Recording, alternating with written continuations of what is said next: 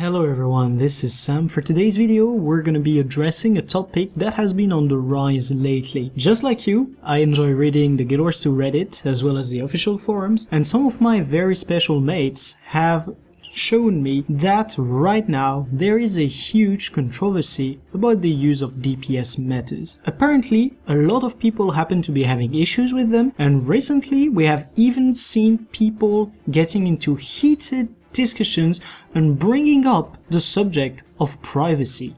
Now, I am part of these horrible people who don't bother turning their DPS off when doing open world stuff, as you can see right now. Am I acting against some superior law?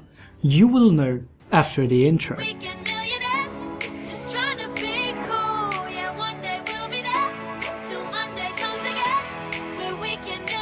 On the subject of DPS metas, it is also being brought up that they generate toxicity. This has been rather prevalent since the start of the game with the development of third-party tools such as the one by Fryfox that allowed you to have an idea of the health on the boss, how much you did remove from it, and as such an ability to compute your own DPS. To this one, most people in favor of the metas answered, but the toxicity is here anyways. The DPS metas are not having anything to do with it. We would have been toxic either way. But the casuals like to say that the DPS metas are an endemic cause of the entire problem. The reason why I never took part in the various heated, sometimes redundant, amazing debates is because it was in my best interest not to.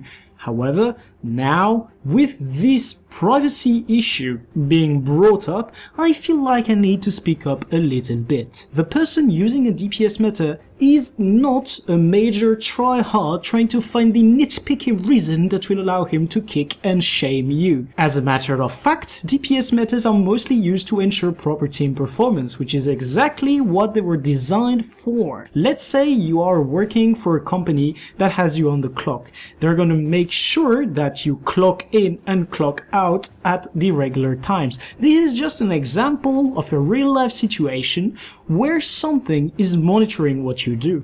Another example of performance monitoring is the hours you put doing a certain job, or if you have a deliverable to give by a certain time. Your boss is gonna check what you do on the server you put the files on, and if he sees that you haven't done anything on the files on a given date, he's gonna be like, yo dude, are you really pulling your weight in the teamwork that we have to bring this file to be ready for this date? Well, if you are not participating enough into the preparation of the group work, of course you are not pulling your own weight, and then you're probably gonna get into issues. But you're just gonna up and tell your boss, hey boss, the file that I put on the server is my own file and you looking into it invades my privacy because I decide how I do the job. Oh, that's not how it works. Now that this point is out of the way, what does privacy mean when it comes to DPS metas? Well, as a matter of fact, the DPS metas do not read what your client sends. They are not just intercepting the packets as they come through the air from your computer to the internet server. That's definitely not the way it goes. They read the evolution of the world of Tyria. Basically, the server gathers the information, such as the boss losing health following up on you hitting it, and this information happens server-side. The DPS meta reads the information that is sent from the server to the person's client when they're using the meta. It is as simple as that. For a better explanation, I urge you to read what Chris Clearer wrote on the forums and that you can see on the screen right now. But does having a DPS meta make the game less fair? Do I have an edge over the other people not using a DPS meta simply because I decided to install it by putting the d3d9.dll in my bin folder? Well, technically, it is not. Technically, I don't have an edge on you because anyone can install this. It doesn't require you to go through extremely complicated steps. It doesn't give me a better way to play the game than you. It allows me to better my gameplay, for sure, but then again, buying a better keyboard allows me to. Having a better internet connection allows me to. Are you gonna say, oh come on, this dude has less latency than me, I believe he should be banned because that's not fair? No, that's not how it works. It is not like I am using a fly hack or a cheat to be somehow able to survive while being stomped. No, this is just a piece of software that tells you how much damage each person's deal. It literally has nothing wrong with it. Are we against the terms of service when we use the meta and go towards the privacy question? Well, we aren't. You can read the terms of service on the GW2 website, and they do say that all the information that concerns the game is the property of our internet. Even your whispers and messages and private mails, they are stored on a server somewhere. Some people may access it. Of course, using a DPS meter will never give anyone access to this information, but for information that is created on server side, that is another story. Which brings us back to what we've said before. Now, the idea behind the meta is that everyone should be able to use it and see everyone in their group of squad. Why should it cater to the need of just one person? Because that's what you are in the end if you complain about DPS metas. You are just one person in a group of 10 that probably are more in favor of the DPS meta, because if someone is using it, probably a few of the others are using it. Let's face it. In high-level fractals or in raids, most of the people now are going to be running a DPS meta because it just makes it so much easier. There's a reason as to why it is so heavily democratized, and it is because it is simple to use and provides great feedback both on a personal and a team level. I personally digged the response of a dude who is apparently working on policies about internet privacy. Well, personally, I would like to meet him in real life because he did say that he is going to be in Brussels for more discussions about it. I live in Brussels, you know, I would like to meet that person and discuss about it because the points he provides are not valid in the least. If there is a company that has you sign an agreement that says that the information you send to their servers might be stored, might be kept for a longer time, and that on the other side, information that is created on the game itself is the sole property of the company and they decide whatever they do with it, there ain't gonna be a single law or policy that is gonna be able to change anything about it. Once you sign a contract by being fully aware of what you sign, which is what you're supposed to be. You're supposed to read the terms of service, not just skip them.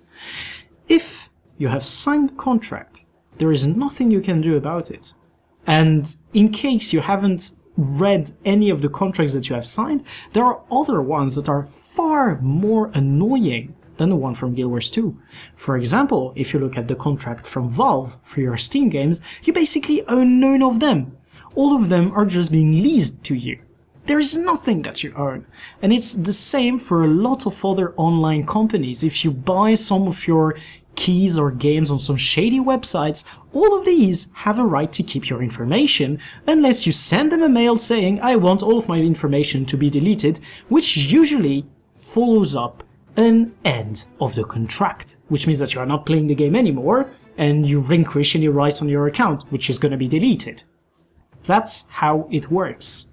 And even if you think on some kind of wish that there is going to be a policy that will somehow say, people cannot look at your DPS. No, there isn't going to be anything of the such. I'm sorry to bring it in such a blunt manner, but it is true. If you sign a contract, it's the end of some of your rights. And that's it. Now, does that mean that DPS metas are the shit? Are they really that amazing? Well, not really. The problem with that is that a lot of people use them wrongly. For example, when I use a DPS meta, I use it to monitor my own performance in the eyes of my group. I'm going to try to do as many of the mechanics as I can because these are also being logged, recorded, and can be passed. And I am going to also try to have some pretty decent uptime on the mechanics. For example, if there are some bombs that need to be thrown at Sabetha, if there is a merging issue that happens at KC, etc., usually it is not going to be my fault when it fails because I'm going to pay attention to it. And that's also a point that people who use DPS methods don't realize, is that if there is only one dude in the entire group that cares about all the mechanics at once, obviously he's not going to perform the same as the others when it comes to pure numbers. And that's something that people can't look at until they have parsed the log. So if they are directly flaming you mid-run because your DPS is low, one thing that you can say is, have you ever done any of the mechanics? What are you doing? Are you just doing your rotations if the boss was a golem? This is the kind of answer you can have, not coming on the forum and making a rant about how DPS methods are bad. It's the players using them that are bad. And mechanics matter more than numbers. What use is there to being top DPS if you down every phase? What use is there if the mechanics are being failed on a larger scale and you wipe? There is none. That's the answer. There is no reason whatsoever to be DPS horror. It's not gonna get you anywhere. Unless you are in a group that is specifically tailored to try and get the highest numbers, which is usually what happens when a record run is being made. But even so, these people do the mechanics when they happen. They don't just skip them. They don't just miraculously DPS so hard that the mechanics are skipped. That's not how it works. They just do them. And if you want to get to that level, maybe you shouldn't be pogging. Maybe you should join a semi-hardcore guild or a hardcore one. And then you will be confronted to a whole different level of toxicity, so to speak, and you will probably realize that you are the one who was not performing. And I think that it can be a good experience for some people out there. Now, can you report players or expect a refund over DPS matters? Well, that's a no. Still a no. You cannot report a player for using a DPS matter. You can tell him that he's a douchebag if he tells you, hey, your DPS was 10k lower than mine, what are you doing? You can just tell him, well, I was spending my time resting, or I was stuck with the mechanics the whole fight. For example, if at Matthias you get the poison 5 times in a row, of course your DPS is going to be way lower. And just, you know, deal with it in the most sophisticated and respectful way that you can. Because you don't want to anger people. If a team fails, it generates anger. If people get angry, the one that has the DPS meter is going to say, this dude is bad, and this one has low DPS, and this one is horrible, etc. And you just want to be that guy who is going to say, I was doing this, or this dude was doing this, or that. You know, you just want to tamper the entire thing. You just want to try to keep it clean so that the run can happen properly and lead you to a clear. Because that's what matters at the end of the run. That you clear, that everyone leaves fast with loot. Now, as a conclusion, we could say that DPS matters are not a problem. They are not the cause of the toxicity. They are simply a vehicle that have been used by some people to channel their toxicity into numbers and being able to pinpoint who would possibly be making the mistakes in the group. But, as a matter of fact, DPS methods do have their use. You shouldn't be expecting to be carried, and definitely you shouldn't be saying that it is a matter of privacy if you want others not to see your numbers. Whenever you start playing with others, it is not just you anymore. It becomes a team game, and in a team, everyone has to make efforts so that victory can be reached. It is the same in any competitive game. It should be the same when you do hardcore PvE. You're not out there just for yourself. There are some other dudes who don't have much time, who probably have something else to do of their free time, and just want to get the kill. So if you're out there performing horribly, or if you're just not doing any mechanics so you can DPS horror, well, you are in the wrong and you should be fixing it. It is not hard. There are plenty of videos showing you rotations. You can improve. There is plenty of resources on Guild Wars 2 that you can use to get better. Website by Quantify, Snowcrows, LN, video guides, even on my very channel. So much stuff that is available to you to become better. So if you have an issue with the toxicity, then become the best. There won't be an issue anymore, because they will respect you for what you bring to the team. Now I hope that this video has been enjoyable for you. I hope that the points that I have raised were valid, and if they weren't, you're more than welcome to discuss them in the comment section. If the video was interesting to you, however, make sure to hit that thumbs up. If you have any further question, you're more than welcome to join us on our Discord. It is growing by the day, and it's wonderful to have you guys over there. Now, I wish every single one of you some happy raiding and to get loot. You thought I was done? Well, not at all. As a matter of fact, I have decided that I would provide some proof in order to show you guys that DPS metas do not in fact invade your privacy. And the best idea I have found for that is to run 2 Guild Wars 2 clients with 2 of my accounts in the same DPS testing instance on 2 separate network and 2 separate computers. So I have my desktop running one account on my regular landline connection, and then I have my other computer, a laptop, running another account on my smartphone. So now there is obviously a perfect setup to prove that data isn't being, captured from one client to the other as it is being sent to the server. This is going to prove to you that all the DPS metas are only based on estimations that are provided from a server-side perspective. So what I'm going to do simply is I'm going to set one of the accounts to auto-attack the golem, and I'm going to do a proper rotation on the other one, and then we're going to compare both of the logs that I get as well as what we can see on the videos themselves. So I hope that you guys will find this very entertaining to watch, as it is supposedly the most major proof that can be given against all the arguments that have been given out so far by the opposition. Let's dig in.